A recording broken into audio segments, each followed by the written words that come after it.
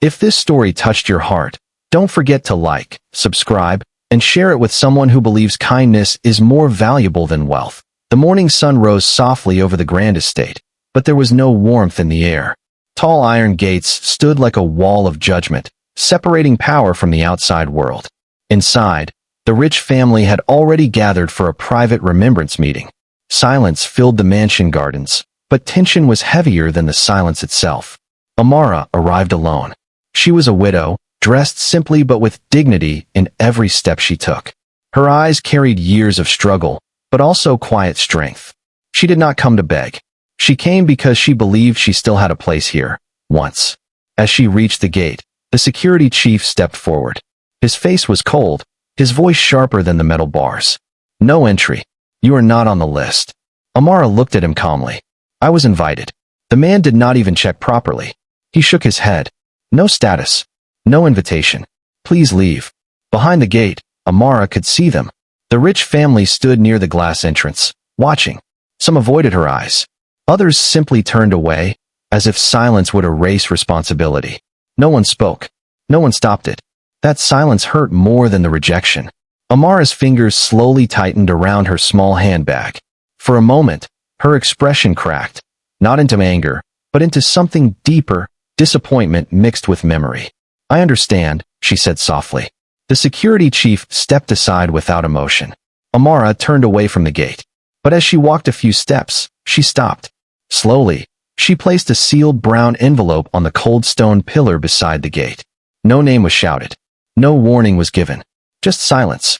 The wind moved lightly, touching the edge of the envelope as if it already knew its importance.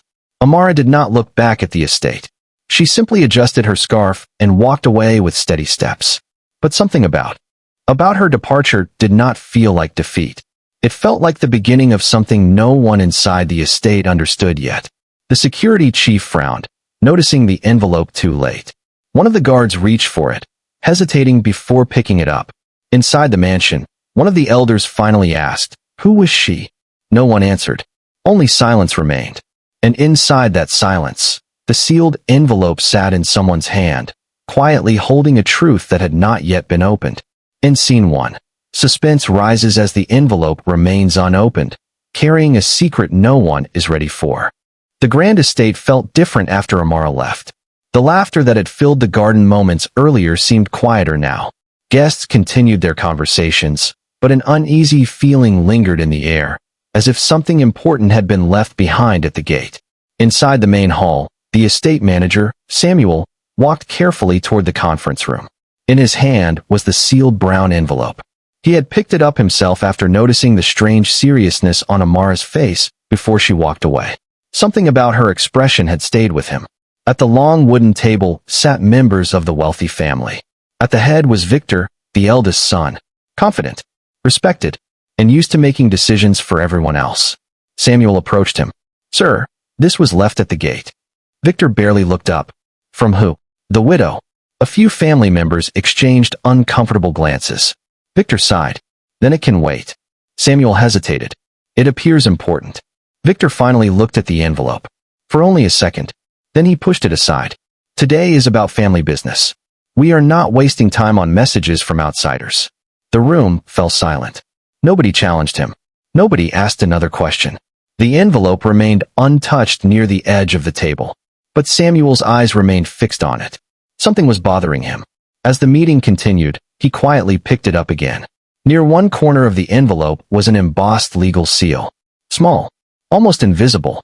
Most people would have missed it. Samuel moved closer to the window where sunlight touched the paper. His heartbeat slowed, then suddenly quickened. He knew that symbol. Years ago, when he first joined the estate, he had seen it on old corporate documents stored deep inside the archive room. Documents nobody talked about anymore. Documents connected to the original founder. A cold feeling ran through him. Carefully, he turned the envelope over. The seal was real. Without drawing attention, he slipped a finger beneath the flap and unfolded the single page inside. Only one sentence was written. Short, direct, unsettling. "Do not proceed with today's meeting." Samuel stared at the words. No signature. No explanation. Nothing else. Across the room, Victor continued speaking confidently about the future of the estate. But Samuel was no longer listening. His eyes had returned to the seal, because he suddenly remembered something even more disturbing. The symbol did not belong to the family. It belonged to the company that had originally built everything they owned. And according to records, that company had disappeared decades ago. So why was its seal appearing now? And more importantly, how did Amara have access to it? The meeting continued, but the atmosphere inside the estate had changed. Victor stood confidently at the front of the room, discussing future investments and expansion plans. Family members nodded in agreement, though some seemed distracted. The warning inside the envelope had not been shared with everyone, but Samuel's uneasy expression had not gone unnoticed. Outside, dark clouds slowly gathered above the estate. Inside, tension quietly grew. Then came a sudden knock at the main entrance. The room fell silent. A house attendant entered nervously. "Sir, there is a visitor asking for you." Victor frowned. "We are in a private meeting." The attendant swallowed. "He says he cannot wait." A few moments later, a tall man stepped into the hall. He was dressed in a dark suit and carried a leather briefcase worn by years of use. His face was calm, but his presence immediately changed the mood in the room. "Good afternoon," he said. "My name is David Dlamini." Several family members exchanged confused looks. Victor crossed his arms. "And who are you?" "I'm a corporate lawyer." The room became still. The title alone carried weight. David calmly placed a folder on the table. "I am here regarding matters connected to this estate." Victor's jaw tightened. "What matters?" The lawyer looked around the room. His eyes moved slowly across each face. Then he shook his head. "Not here." A murmur spread through the gathering. One elderly relative stood up. "What does that mean?" "It means," David replied calmly, "that this discussion must take place in a private reading session." Victor laughed softly. "A private session? You arrive without notice and expect us to stop everything?" David remained composed. "I expect nothing." His voice lowered slightly. "But I strongly advise it." The confidence in his tone unsettled several people. For the first time that afternoon, Victor seemed uncertain. Samuel watched quietly from the back of the room. The lawyer's name sounded familiar. Very familiar. Then another detail caught his attention. The folder resting on the table carried the exact same seal he had seen on Amara's envelope. His heart skipped a beat. The same company. The same symbol. The same mystery. Victor noticed the seal too. His expression darkened. "Who sent you?" For the first time, the lawyer hesitated. Then he answered, "Someone you should have listened to this morning." Silence filled the room. No one spoke. No one moved. And somewhere beyond the estate walls, Amara was already far away. Yet somehow, her presence was now stronger than ever. Rain began tapping softly against the tall windows of the estate. Inside the private library, the atmosphere was heavy. The family members sat around a long wooden table, their confidence slowly fading. Nobody knew exactly why the lawyer had come, but everyone sensed that something important was about to change. David Dlamini carefully opened his leather briefcase. No one spoke. Even Victor remained silent. The lawyer placed several old documents on the table. The paper looked aged, its edges worn by time. "These records were signed over 25 years ago," he said calmly.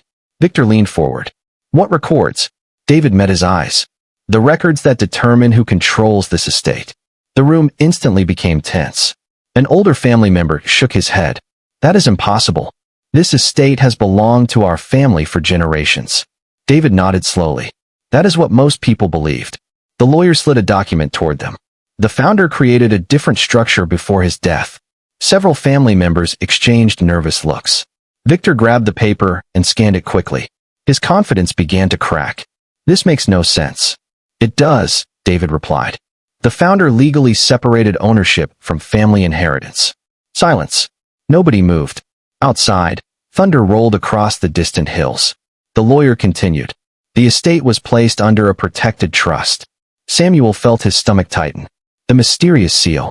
The warning letter. Everything was connected. David opened another folder. The founder feared that future leaders might value power more than responsibility. A family elder spoke sharply. "Are you accusing us of something?" "No." The lawyer's voice remained calm. "I'm simply explaining why specific conditions were created." Victor stood up suddenly. "And who fulfilled these conditions?" The room froze. That question seemed to matter more than anything else. David looked down at the final document. For a brief moment, even he seemed thoughtful. Then he spoke. Over the last 25 years, every family member was reviewed. Nobody breathed. Some succeeded in business. Some expanded the estate. Some protected their own interests. The lawyer paused. But none fulfilled the founder's true conditions. Shock spread through the room. Victor stared at him. If not us. His voice lowered. Then who? The lawyer slowly closed the folder. The controlling beneficiary has already been identified. A heavy silence followed. Every eye locked onto him. Then David revealed one final detail. The beneficiary is not a member of this family. The room exploded with confusion. But before anyone could ask another question, David quietly looked toward the empty chair where Amara should have been sitting. And for the first time, fear appeared on Victor's face. Whoever now controlled the estate had been standing outside the gates only hours earlier. The rain had stopped. Outside the estate, the wet roads reflected the fading afternoon light. Inside the main house, confusion continued to spread through every room. The lawyer's words had changed everything. The controlling beneficiary is not a family member. Nobody could stop thinking about it. Meanwhile, at the front gate, Security Chief Moses stood alone. For years, he had protected the estate without question. He had followed orders, respected authority, and never doubted the decisions of the family. But now doubt had arrived. His eyes drifted toward the empty road where Amara had disappeared earlier that day. Something about her calm reaction no longer made sense. Most people would have argued. Most people would have demanded answers. Amara had done neither. She had simply left, as if she already knew something nobody else did. Back inside the estate library, David Dlamini carefully opened another file. This story did not begin today, he said. The room became silent again. It began many years ago. He removed an old photograph and placed it on the table. Several family members leaned forward. The picture showed the estate's founder standing beside a younger woman. Victor frowned. Who is she? David looked directly at him. Amara. The room froze. A wave of disbelief moved through the gathering. Victor immediately shook his head. She was never part of this family. No, David replied calmly. She wasn't. He paused. But she was trusted by the founder. David revealed another document. Years earlier, before his death, the founder had signed a confidential legal agreement. Most people involved in the transaction were executives, advisors, and company officials. But one witness signature appeared beside every important document. Amara's. Not as an employee. Not as a servant. Not as staff. As a legal witness. A guardian of the agreement. Someone chosen to observe, remember, and protect its purpose. The room fell. Silent. For the first time, the family realized Amara's connection to the estate had never been about money. It had been about trust. Outside, Moses slowly sat down near the gate. A painful memory surfaced. Years ago, he had seen the founder personally welcome Amara through these same gates. No security checks. No appointments. No permission needed. And today, he had turned her away. His chest tightened with regret. Back in the library, David closed the file. The founder trusted her more than many people sitting in this room. Victor's face hardened. Then why did she stay silent all these years? David looked at the final unopened document in his hands. His expression changed. Because the answer to that question was hidden inside a secret nobody had discussed yet. And once revealed, it would change how everyone saw Amara forever. The estate library felt smaller than before. No one spoke. The silence that filled the room was no longer comfortable. It was heavy, unsettling. Outside, evening shadows stretched across the gardens. Inside, the wealthy family sat frozen around the table, struggling to understand everything they had learned about Amara. Victor stared at the documents before him. His confidence was fading. Why now, he finally asked. If Amara knew all this, why did she wait so many years? The question hung in the air. Lawyer David Dlamini folded his hands calmly. Because she honored an agreement. Victor frowned. What agreement? David opened another file. Unlike the previous documents, this one carried signatures from multiple family members dating back many years. Samuel, the estate manager, leaned forward. Something about the papers immediately caught his attention. The names, the dates, the conditions. And then he understood. A cold chill ran through him. David looked around the room. Amara was not excluded from today's gathering by accident. The room became still. Several relatives exchanged nervous looks. Victor's jaw tightened. "What are you talking about?" David's voice remained steady. Over the years, certain members of this family became aware of Amara's connection to the founder. No one interrupted him. Not the full truth. Only enough to see her as a threat. A long silence followed. One elderly family member lowered his eyes. Another shifted uncomfortably in his chair. The reactions were answer enough. David continued. They believed that if Amara remained close to the estate, certain legal protections created by the founder could be activated. Samuel looked shocked. So they pushed her away? David nodded slowly. Year after year. The room felt colder. Memories surfaced. Ignored invitations. Meetings she was never told about. Decisions made behind closed doors. Suddenly, a painful pattern became visible. Amara had not been forgotten.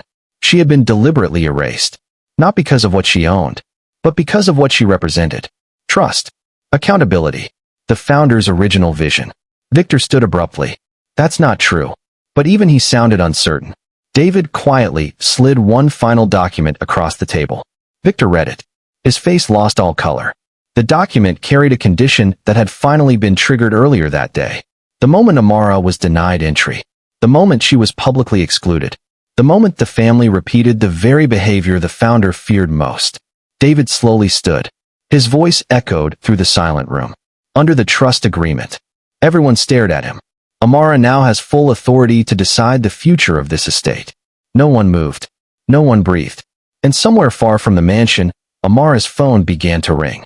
For the first time in years, the estate was calling her back. Night had settled over the estate. The grand meeting room looked different now. Not because the furniture had changed. Not because the people had changed. But because the balance of power had changed. For the first time in years, everyone was waiting for Amara. The same woman they had turned away only hours earlier. The same woman they had treated as if she no longer mattered. A soft knock broke the silence. The doors opened. Amara entered. No dramatic entrance. No anger. No celebration. She walked calmly into the room carrying only a small notebook and a folder. Every eye followed her. Victor avoided looking directly at her. The memory of the gate still hung heavily in the air. Lawyer David Dlamini stood respectfully. Thank you for coming. Amara nodded but said nothing. Instead, she slowly took a seat at the end of the table. For several moments, nobody spoke. Then Amara opened her notebook. What happened to the Founders Scholarship Fund? The question surprised everyone. Victor blinked. What? The Scholarship Fund? Amara repeated calmly. It was supposed to support village entrepreneurs every year. Silence.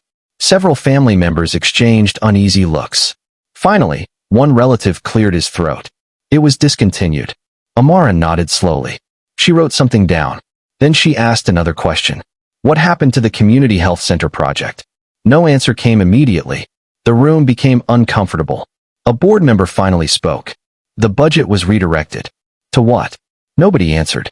Amara looked around the table. Not with anger. With disappointment. That was somehow worse. The founder's final years had been filled with dreams beyond wealth. He had spoken about helping villages grow, creating jobs, supporting local businesses, building opportunities. Yet one by one, those promises had quietly disappeared. Not through theft, not through crime, but through neglect, convenience, and selfish priorities. Victor finally spoke. You make it sound like we destroyed everything. Amara looked at him. For a moment, sadness appeared in her eyes. No. Her voice was soft. You simply stopped remembering why it was built. The room fell silent. Even Victor had no response. Amara closed her notebook. Then she removed a faded photograph from her folder.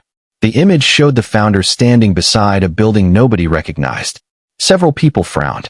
What is that? Samuel asked. Amara stared at the photo for a long moment. It is the reason he created this estate. The room became still.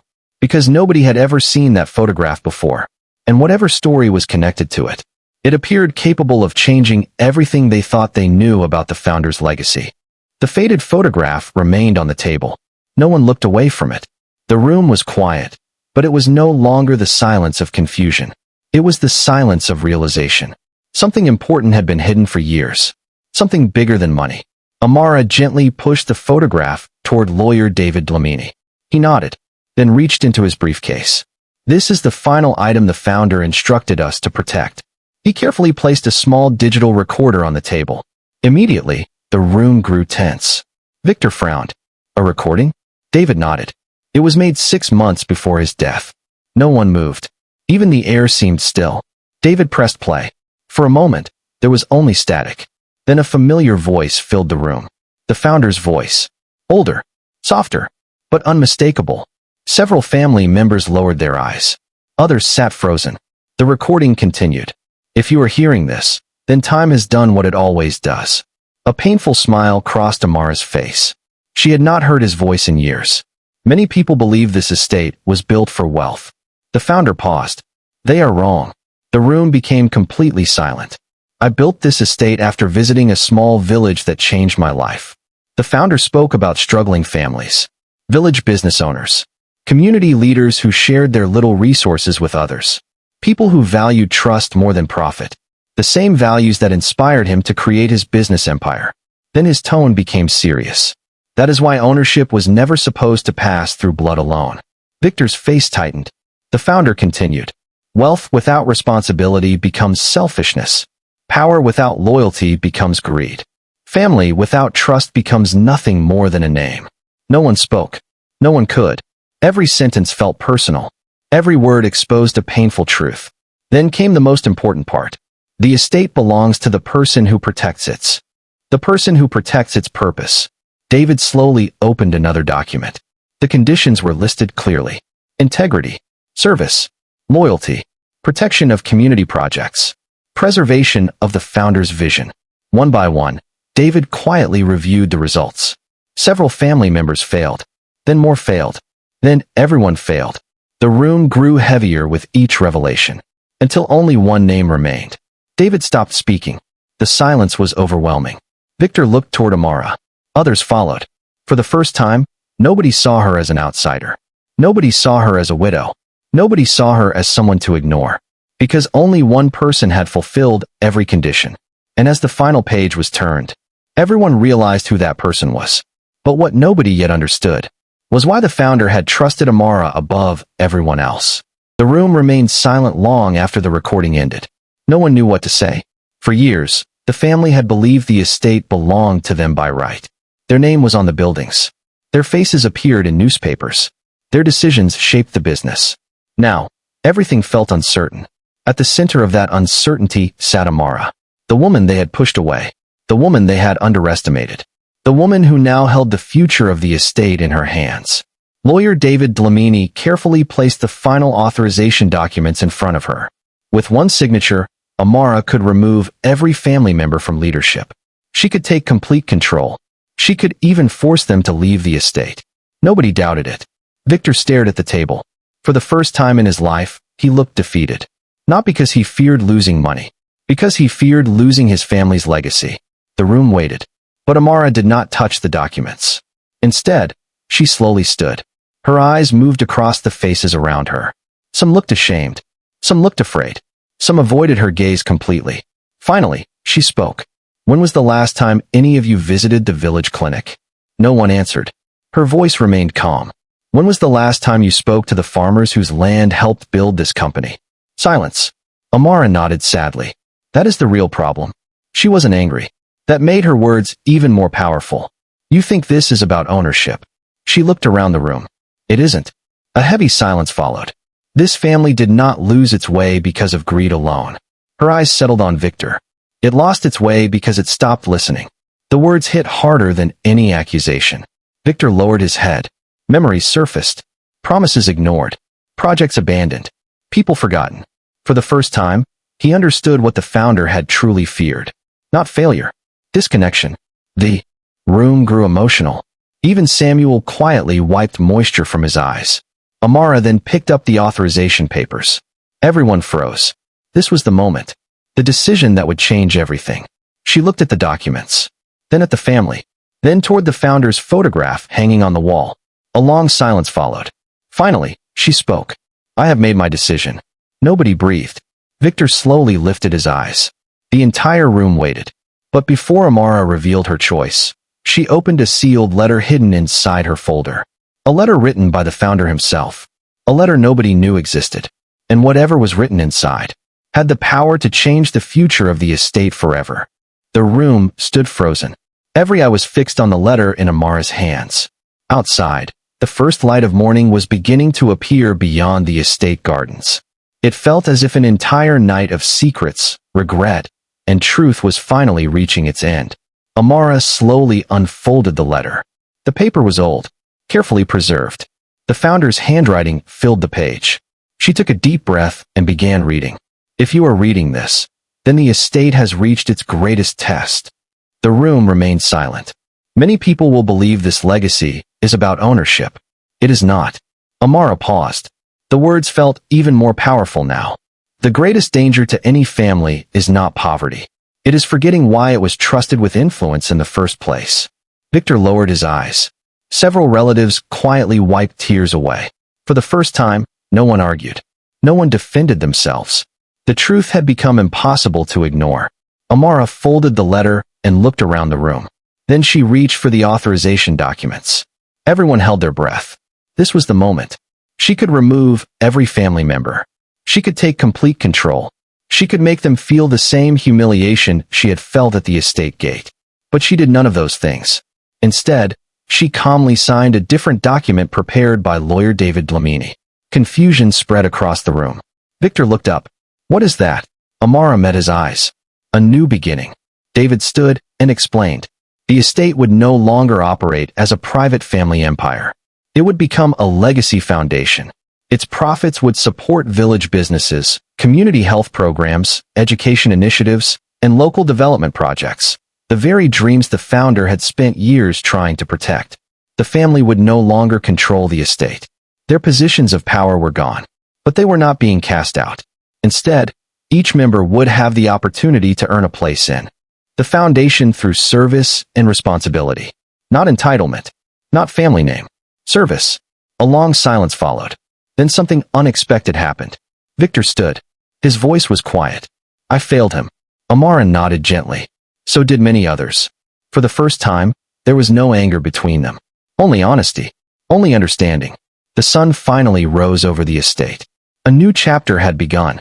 And in that moment, everyone understood the lesson the founder had tried to leave behind. True ownership is not about wealth or power. It is about trust, integrity, and the legacy of how you treat others when no one is watching. The estate had not been saved by authority. It had been saved by character. And that was worth more than everything it owned.